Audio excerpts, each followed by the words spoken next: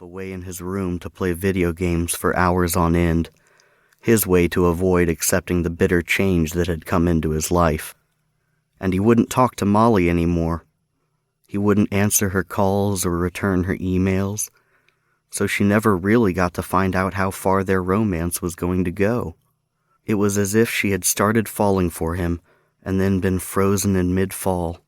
And then, before she could break through his depression and get him to talk to her, it was all over.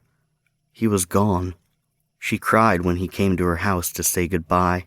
She cried off and on for a few days after that. She still cried sometimes in bed at night when she thought about him. But was she broken-hearted or just disappointed? Had something irreplaceable been lost forever? Or was it just one of those things you forgot about over time? Was she in love with him? Congratulations, Moll, another $1. So that's what she was thinking about when the killers came.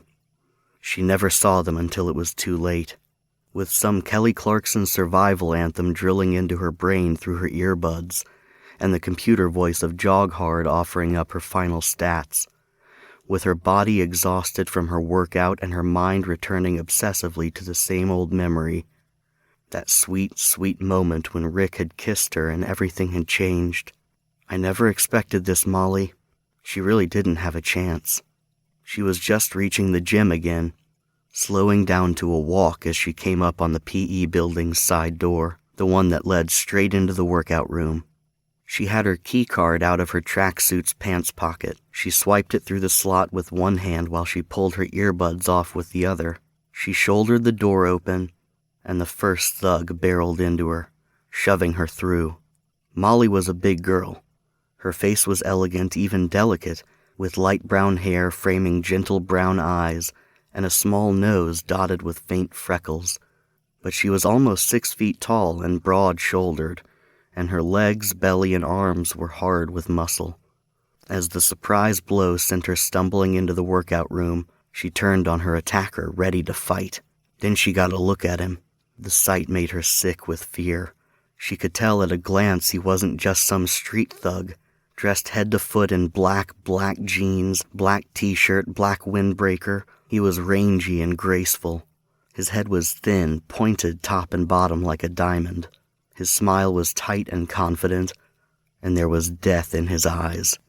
She knew at a glance she couldn't fight him. She had to run, but even as the thought came to her, the other thugs grabbed her. There were 2 of them waiting in the gym. They came up behind her and locked her arms in theirs. At the same time, the first thug, the smiling death's head, drew a syringe from inside his windbreaker and stepped toward her. In high school, Molly had taken classes on self-defense for women. They'd been taught by a gruff female ex-Marine named Stella. Stella told the class the first rule of girl-on-guy fighting is that the girl's going to lose in a straight-up brawl. Those scenes in the movies where the lead actress punches some guy in the jaw and he goes somersaulting backward across the room doesn't happen this side of reality. Hit a guy like that off screen and you'll break your hand and then he'll kill you.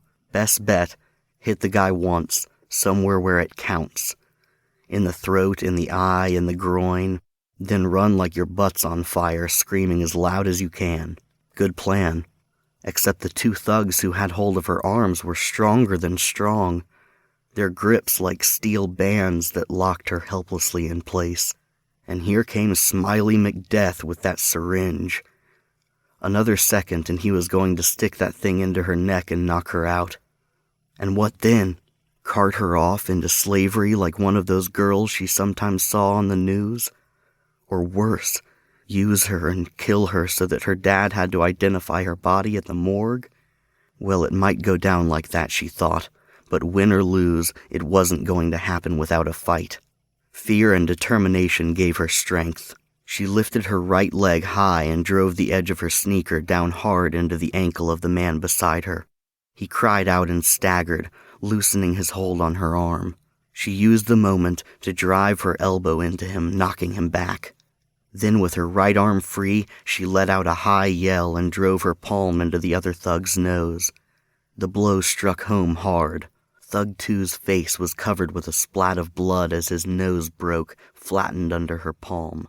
He fell back, and Molly...